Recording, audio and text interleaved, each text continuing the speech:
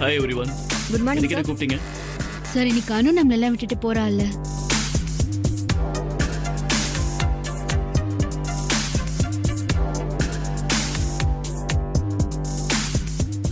I mean send of பண்ணோம்ல அனுவ, அதுக்கு தான்.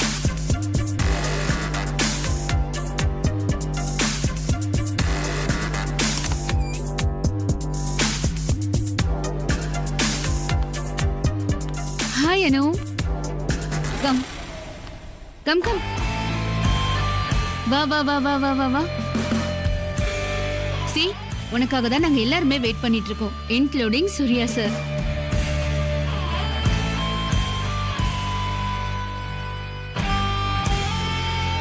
அனு இப்பதான் ஆபீஸ்ல ஜாயின் பண்ண மாதிரி இருக்கு. ஆபீஸ்க்கு வந்த முத நாளே ஆபீஸ்க்கு தீ வைக்க பாத்தியா அனு?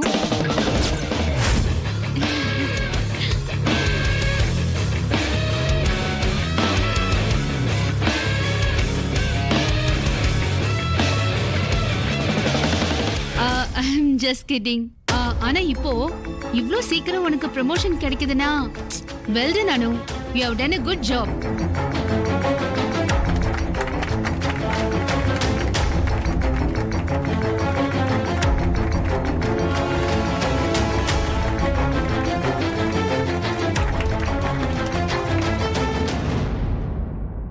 அனு, I am really proud of you.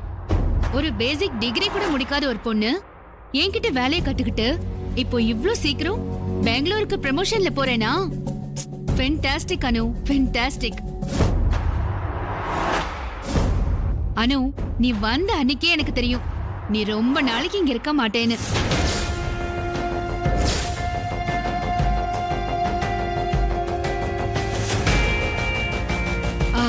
ஐ மீன் நீ ஒரு விஷயத்தை கத்துக்கிறதுல ரொம்ப ஃபாஸ்ட், இன்ஃபேக்ட் ரொம்ப டேலண்டும் கூட.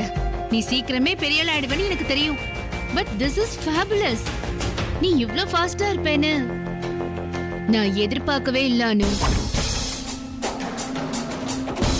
நிஜம்தான் அனு, எங்க எல்லாருக்கும் ரொம்ப சந்தோஷம். Thank you ma'am.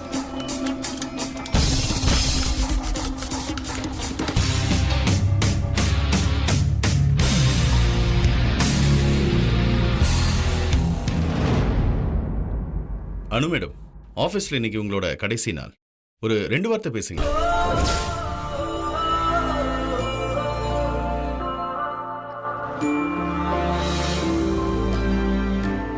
Please madam.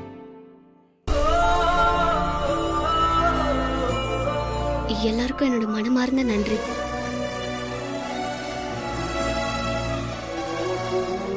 Actually இந்த ஆஃபீஸில் இருக்கிறவங்களுக்கு எவ்வளோ தேங்க்ஸ் சொன்னாலும் அது பத்தாது. இங்க இருக்கிற ஒவ்வொருத்தரும் எனக்கு ஒவ்வொரு வகையில ரொம்ப ஹெல்ப் பண்ணிருக்கீங்க. உங்க கூட எல்லாம் கம்பேர் பண்ணா வயசுலயும் சரி அனுபவத்திலயும் சரி நான் ரொம்ப சின்ன பொண்ணு. எந்த எக்ஸ்பீரியன்ஸும் எனக்கு கிடையாது. இங்க வேலைக்கு ஜாயின் பண்ணி உங்களோட ஒர்க் பண்ணது என்னோட அதிர்ஷ்டம். இந்த ஆபீஸ்ல நான் நிறைய கத்துக்கிட்டேன். Thank you so much.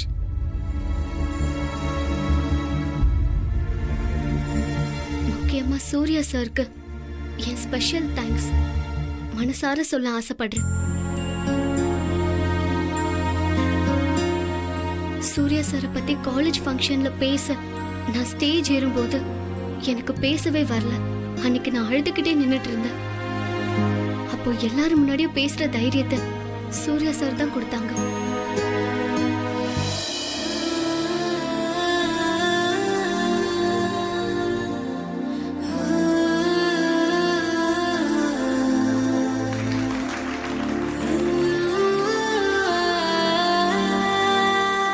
அந்த தைரியத்துல தான் நான் இங்க வரைக்கும் டிராவல் பண்ணி வந்திருக்கேன். இதுதான் எனக்கு முத ஜாப். எந்த அனுபவமும் எனக்கு கிடையாதுனாலும் சூர்யா சார் என் மேல நம்பிக்கை வச்சு என் தகுதிக்கு மீறின வேலையை இங்க கொடுத்தாங்க. ஹேவிங் கம், நான் கத்துக்கிறதுக்கு இன்னும் எக்கச்சக்கமா இருக்குன்னு எனக்கு இப்ப புரியுது. Thank you so much sir. நிஜமா சொல்லணும்னா பெங்களூர் போகிறதுக்கு இப்ப கூட நான் மனசளவுல தயாராகல.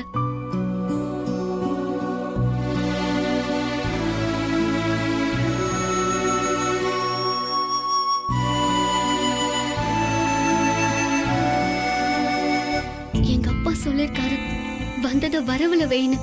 நம்ம எதிர்பார்ப்பு என்னவா வேணா இருக்கலாம், ஆனா என்ன நடக்கணும்னு இருக்கோ அதுதான் நடக்கும். சார் கொடுத்த வாய்ப்பை நான் எந்த காரணத்துக்காகவும் தவற விட மாட்டேன். சார், நான் இந்த ஆப்பர்ச்சுனிட்டியை யூஸ் பண்ணி இன்னும் நல்ல வேலை செஞ்சு இதை விட நல்ல பேர் எடுப்பேன். யா, குட் அனு, வெரி குட். இந்த பாசிட்டிவ் ஆட்டிடியூட எப்பவுமே விட்டுறாத. எஃப்எம் சார், நீங்க இந்த பொக்கேவை அனுக்கு கொடுத்து விஷ் பண்ணுங்க ப்ளீஸ் சார்.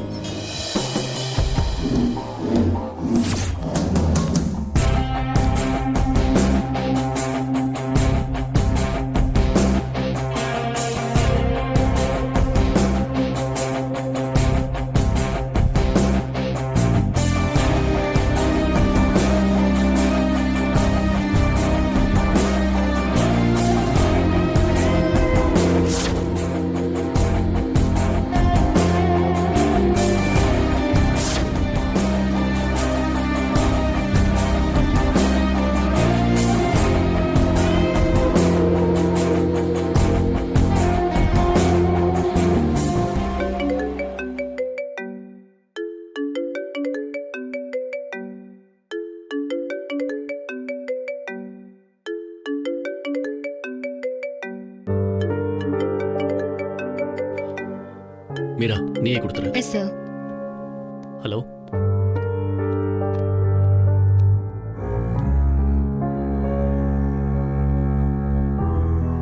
என்னமோ எமர்ஜென்சி கால் போல, அதான். சாருக்கு பதிலா நான் பொக்கே கொடுத்தா ஓகே தானே? Okay ma'am. All the best Anu.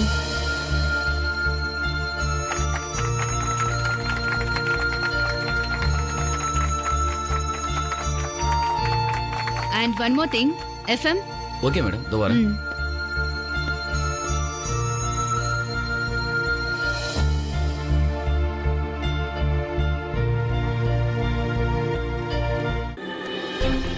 FM.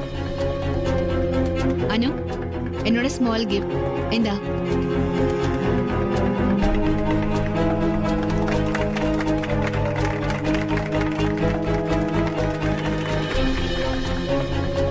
All right, N gift என்னன்னு பார்க்கலாமா?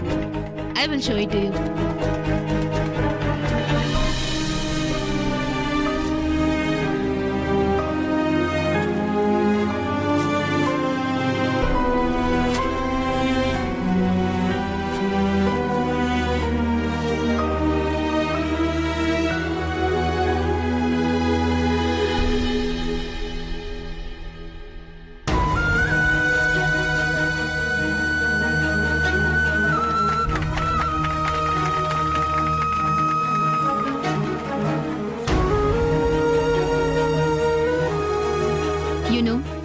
சில பேருக்கு அவங்க லைஃப்ல கிடைக்க வேண்டியதெல்லாம் சீக்கிரமாவே கிடைச்சிரும்.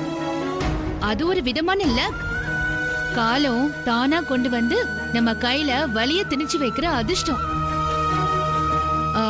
ஃபார் எக்ஸாம்பிள், உனக்கு இந்த வேலை கிடைச்சதே அந்த மாதிரி. இப்போ ப்ரமோஷன் கிடைச்சிருக்கே அந்த மாதிரியும் தான். சோ இனிமேலாவது நீ டைம் அண்ட் டிசிப்ளினுக்கு ரெஸ்பெக்ட் கொடுத்து நடந்துக்கணும்னு இந்த gift. All the best.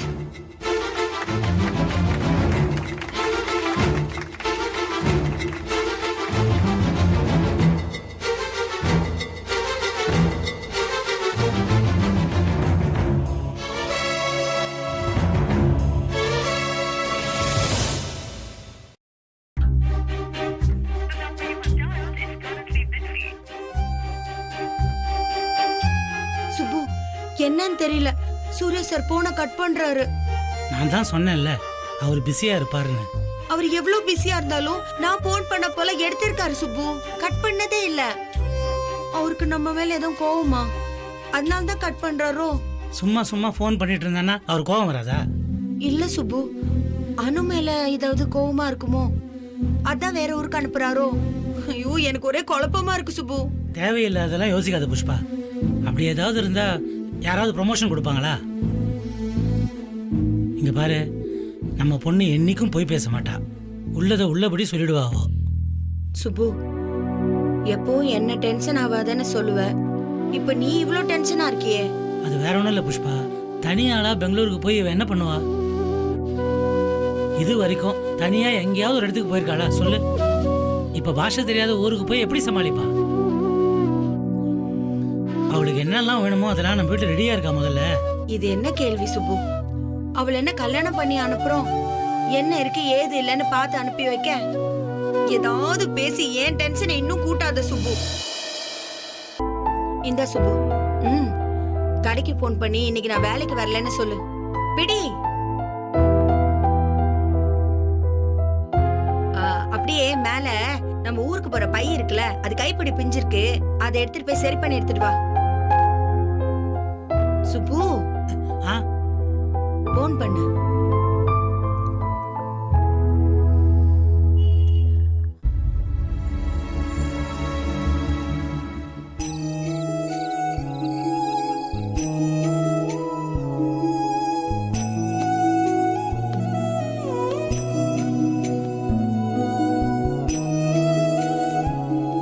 Surya, அவ கிளம்பிட்டு இருக்கா. விஷ் பண்ணாம ஏன் இங்க வந்து நின்றுட்டு இருக்க? நான் விஷ் பண்ணிட்டேன். உன் கையில கொடுத்த பொக்கைய மீரா கையில திரும்ப கொடுத்தியே, அதுவா? இன்னும் என்னடா யோசிச்சுட்டு இருக்க? அவளா போட்ட சேலஞ்சில அவளே தோத்து போயிட்டா. இப்ப பெங்களூருக்கும் போக போறா. நீ இப்படி சோகமா நிக்க வேண்டிய அவசியமே கிடையாது. வா, வந்து விஷ் பண்ணி அவளை அனுப்பி வை. தோத்தது நான் தான்டா.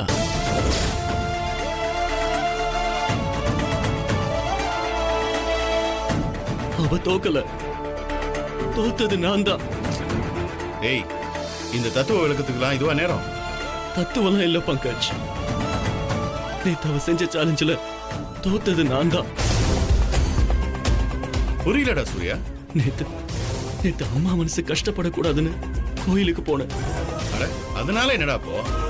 அங்க அனு அவங்க அம்மா அப்பாவோட வந்திருந்தா. என்னடா சொல்ற நீ? நீ அங்க போனது அவளுக்கு எப்படி தெரியும்? யாரா அவளுக்கு சொன்னது? யாரும் சொல்ல சான்ஸ் இல்ல பங்கஜ், சான்ஸே இல்ல. கடைசி நிமிஷம் வர அந்த கோயிலுக்கு போறேன்றது எனக்கே தெரியாதுடா. என்னடா சொல்ற நீ? இது எப்படி சாத்தியம் பங்கஜ்? டேய், யாராச்சும் சொல்லிருப்பாங்கன்னு நினைக்கிற சூர்யா. வாய்ப்பே இல்ல பங்கஜ். நான் எங்க போவேன், எப்ப வருவேன் எல்லாம் தெரிஞ்ச உனக்கே தெரியாதே நான் நேத்து கோயிலுக்கு போறேங்கிறது. அப்படி இருக்கும்போது அவளுக்கு எப்படி தெரிஞ்சிருக்கும்? எனக்கு அவ மேல பரிபூர்ணமா நம்பிக்கை இருக்க பங்கஜ். என்ன பாத்திரக்கூடாதுன்னு அவன் நேத்து ஆபீஸ்க்கு வரல. அப்படி இருக்கும்போது அவ்வளவு தூரம் அவங்க அம்மா அப்பாவை கூட்டிட்டு கோயிலுக்கு வரதுன்னா என்னால நம்பவே முடியல பங்கஜ். 24 மணி நேரம் முடியறதுக்குள்ள நான் அவளை பார்த்துட்டேன் பங்கஜ்.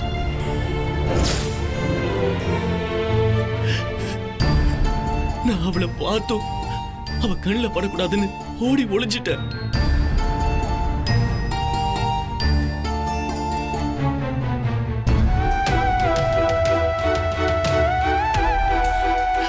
இந்த சூரிய பிரகாஷ் முகமெல்லாம் சந்தனத்தை அப்பிக்கிட்டு அவ கண்ணில் பற்றக்கூடாதுன்னு கோயில் முழுக்க சுத்தின. அவ என் மேல வச்சிருக்கிற நம்பிக்கைக்கு துரோகம் பண்ண பங்கஜ். அதுவும் கோயில்ல வச்சு துரோகம் பண்ண. இப்ப சொல்லு பங்கஜ், இந்த சேலஞ்சில தோத்தது யாரு? நான் தானே.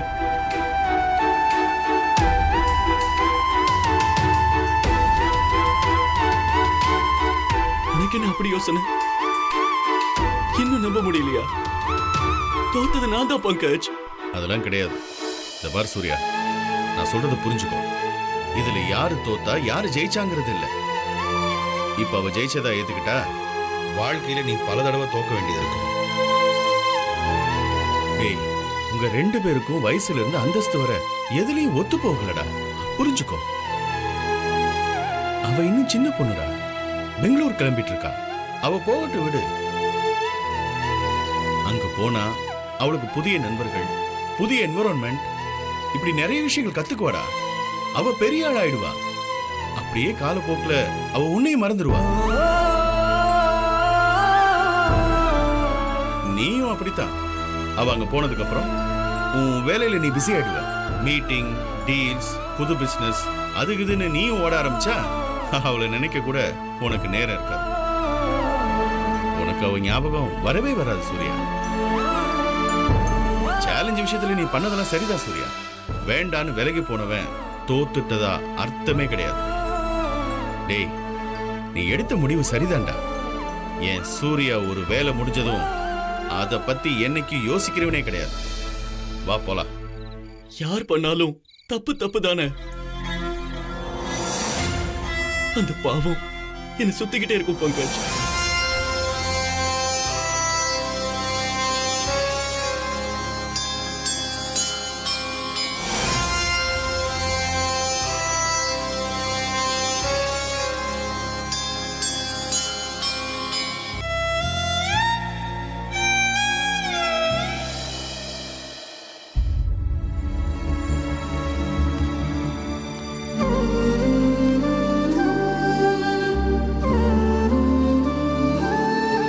ரம்யா ரம்யா, அனு வரா பாரு.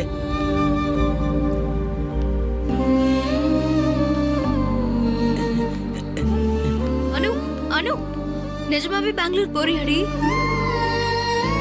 உங்க அம்மா சொன்னாங்க எல்லாம் உண்மையாடி?